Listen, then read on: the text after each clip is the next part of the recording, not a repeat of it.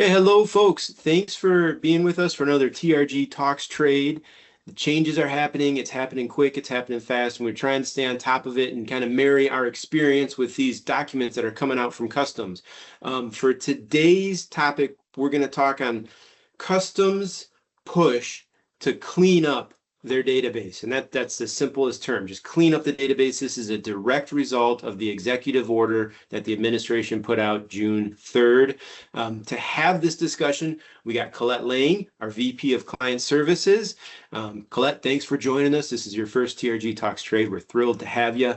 And the title of this document, this release from Customs and Department of Homeland Security, is Accuracy of Importing of Record Data Submitted to CBP. Accuracy of Importer of Record Data Submitted to CBP.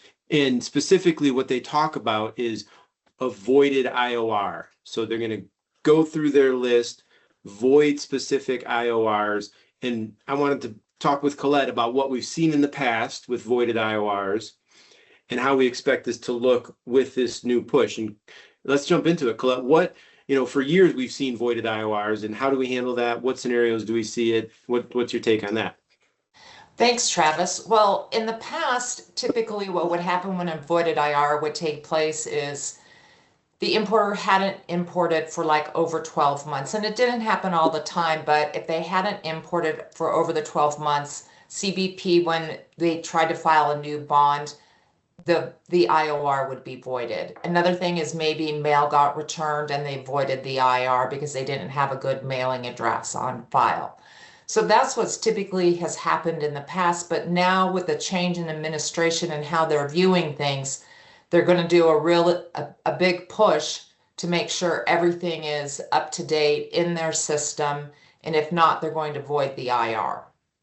Okay, perfect. And so, in my experience in placing bonds and helping clients get the bond on file, there was kind of no rhyme or reason. We'd get the application, we'd get the bond approved, we'd go to place it, we'd find a voided IOR, and there were certainly companies that had not imported for more than a year, and their importer of record was not voided. But this is more of it's actually a scheduled push. This is going to start September 18th. And for a 30-day weekend, this is what the document outlines. For a 30-day period, for a 30-day period, Customs is going to be cleaning, scrubbing that database and trying to find old inaccurate information. Possibly what I'm hearing is a lot of customs brokers have entered themselves their own address or phone number on behalf of the importer of record, which was never intended to be the right way to fill out the 5106. And Colette, right, that's a 5106 form. Correct. CBP Form 5106. So we anticipate, and already what you're telling me, Colette, is there's a lag. Generally, how long does it turn around to get these voided IORs? 5 business days. 5 business days. And is that what we're seeing right now? No, we're seeing it pushed out a lot longer than that because CBP has just been so inundated with all of these changes, and they're at capacity. So we are seeing the time frames push out to maybe 10 days, sometimes even more than that. Okay, and that's, getting that timeline in there and getting those of you watching this video, thanks for watching it, because you understand last thing you want is to go to make a shipment for the first time after a bit of a break and finding your IOR has been voided. And then you have, once that September 18th date hits and we have a big rush of companies trying to update their 5106 and update their information with Customs, it could be pushed out even further. So what do we know so far, Colette? We know that what's the first thing importers should do if they're worried about an inaccurate IOR? Well, if they're worried about it, is what they should do is ask either their bond provider or their customs broker to pull a bond query for them. And that way they can see that their IOR is correct, their physical address is correct, and their mailing address is correct. And then they'll also see the size of their bond number, and they'll see that it's active and sufficient as well on the bond query. Yeah, so reach out to your service providers, your customs broker, your current bond provider, and request a bond query and make sure that information looks accurate. Also, in addition to your current, your bond provider, you can reach out to TRG and we'll put a QR code in there in this video. And you can click on that link. We'll get back to you within, typically it's really quick, but within a day with your bond query. You don't have to be a current TRG bond client to get that information. All TRG bond clients can always access your bond information through our Eagle Eye Ace bond dashboard. But first, get that bond query information. Happy to provide it from TRG, whether you're a client or not, or your service provider. And if you see it's wrong, what do you do, Colette? Well, if you see that it's incorrect, it's a pretty easy process that you want to do. A paper 5106 needs to be filled out. A power of attorney for the business needs to be executed by an officer of the corporation, a CEO, a COO, a treasurer, a secretary. It has to be a managing member. It could be an owner as a title as well on the POA. And then the best document to have is the 147C. That actually comes from the IRS. It'll have the EIN number, the name of the business, and the address on file. And if you have that on file, it's great because then you can just send it in. You could also use some other IRS documents like a 1040, but realistically, the 147C is what we suggest because that is actually the IRS sending it to the importer of record. So CBP won't have any questions if you're using the 147C. We certainly hope CBP wouldn't have any questions, Colette. But again, we got what we experienced, and now that there's this big push, this formal push.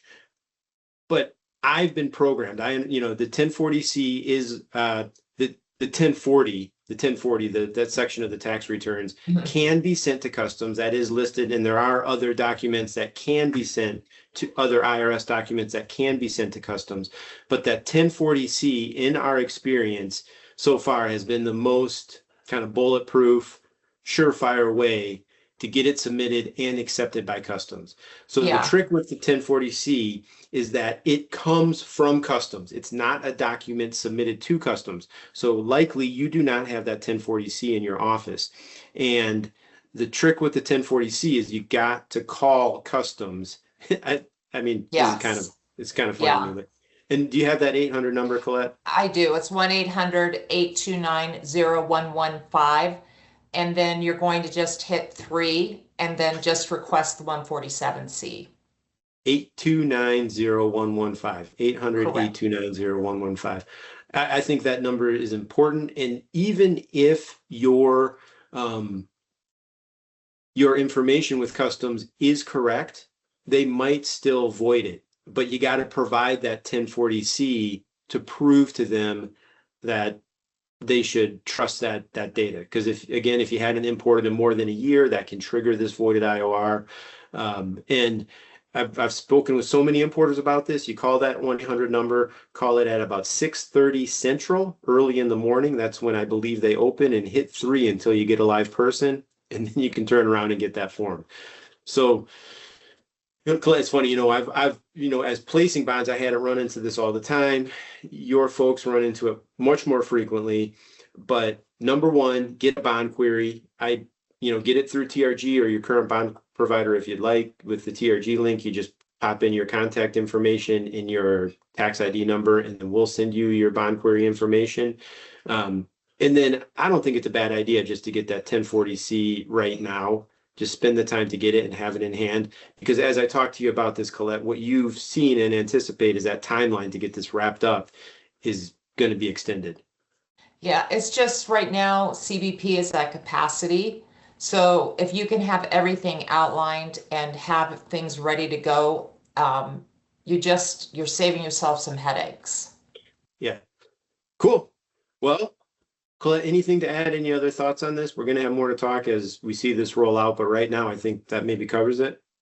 No, I think that covers it, and it's really probably a good thing to have a copy of your bond query to make sure that all of your information is accurate so that you won't have any issues. Perfect. TRG bond clients, we're always available to get you that bond query. You can also access it through your Eagle Eye Ace bond dashboard that has your compliance score, your entry history. The bond query is just a small piece of data. You know, your claims is in that. If you're not a TRG bond client and you still want that bond query, go to that QR code and request it from us. We'll send it to you and we'll coach you as best we can. And as always, thanks for watching these TRG Talks Trade. Reach out to us with any questions, anything at all. We love talking to importers. So everybody, thanks for your time. Thanks, Colette. Thanks.